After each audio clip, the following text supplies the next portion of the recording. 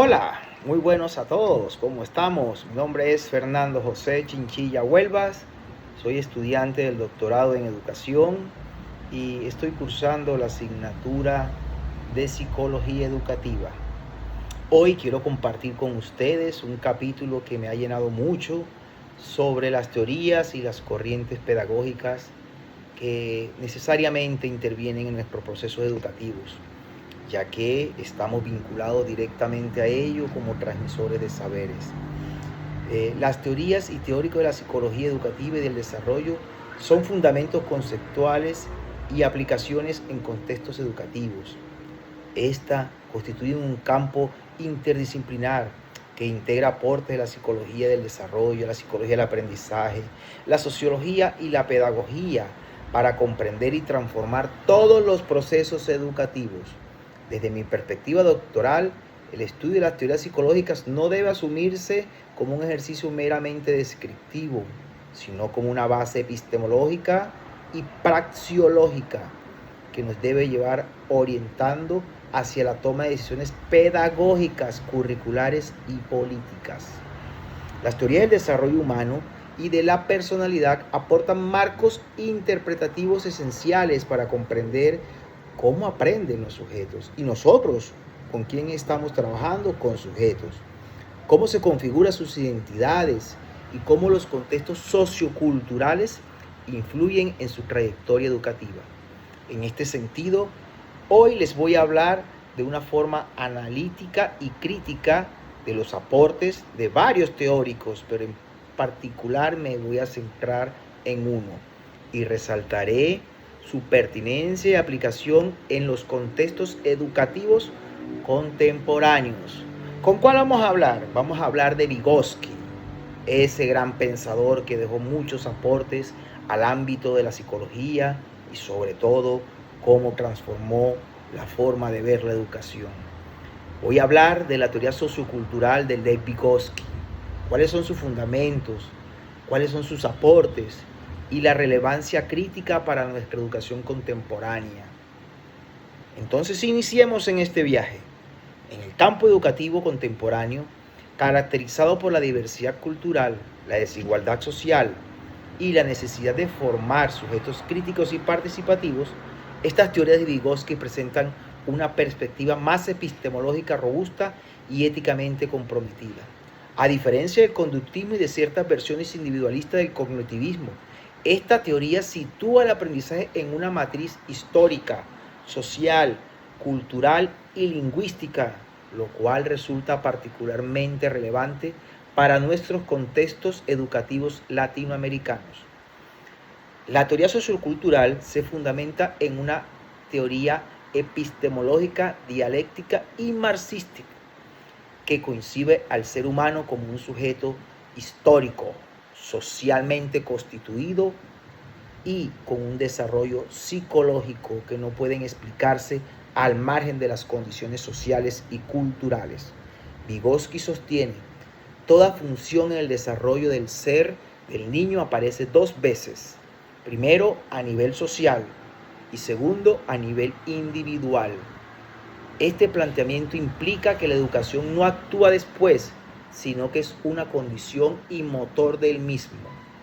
La mediación cultural y el lenguaje como una herramienta psicológica son uno de los aportes más relevantes de Vygotsky en la noción de mediación, entendida como el proceso mediante el cual la cultura interviene en la formación de funciones psicológicas. Además, Vygotsky afirma, el lenguaje no se refleja en la realidad, sino que reorganiza y la transforma.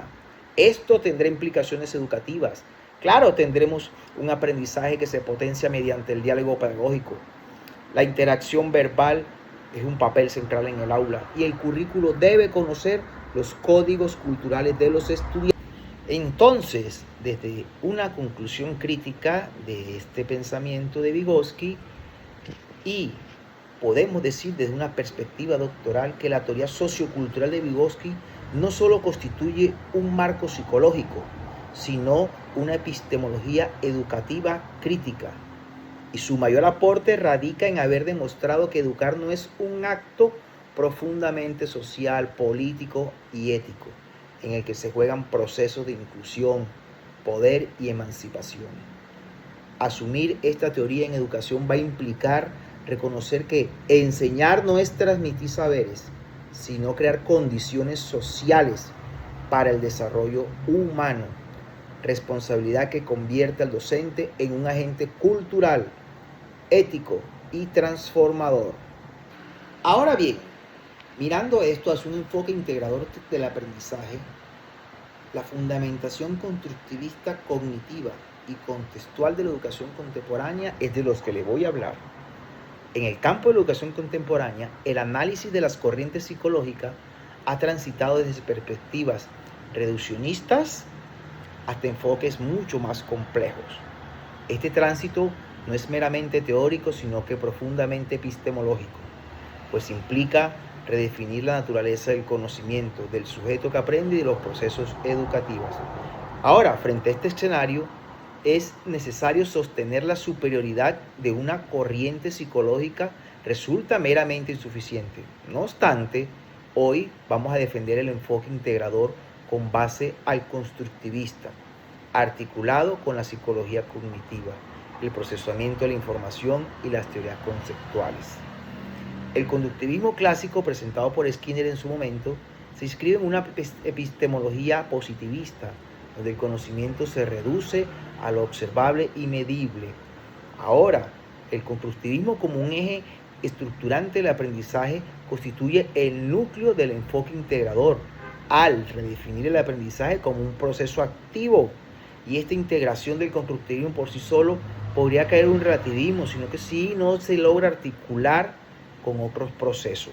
Por eso es importante que esta integración permita diseñar estrategias pedagógicas basadas en la carga cognitiva, optimizar la enseñanza en entornos digitales y comprender la arquitectura cognitiva del aprendizaje.